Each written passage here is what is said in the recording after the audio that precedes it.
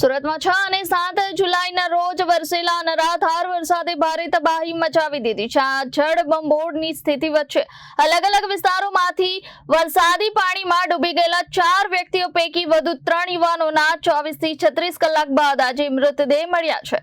સુરતમાં 6 અને 7 જુલાઈના રોજ વરસેલા અનરાધાર વરસાદે ભારે તબાહી મચાવી દીધી છે। સુરતમાંથી પસાર થતી ખાડીઓ હાલ જાણે મોતનો કૂવો બની હોય તેવી ભયાનક સ્થિતિ સર્જાઈ છે।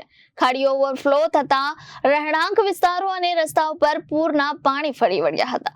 આ જળબંબોળની સ્થિતિ વચ્ચે અલગ અલગ વિસ્તારોમાં બાદ વરસાદી પાણીમાં ડૂબી ગયેલા 4 વ્યક્તિઓ પૈકી વધુ 3 યુવાનોના 24 થી 36 કલાક બાદ આજે મૃતદેહ મળી આવ્યો છે। આ ઘટનાઓને પગલે મૃતકોના પરિવારજનોમાં ભારે આક્રંદ છવાઈ ગયો છે।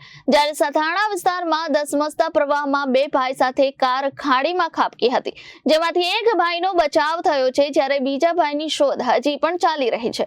કાર ખાડીમાં ખાબકતી હોવાના સીસીટીવી પણ સામે આવ્યા છે। જી, તમારું નામ? Fire officer Vinodbhai Rojivadiya, Sarthana fire station.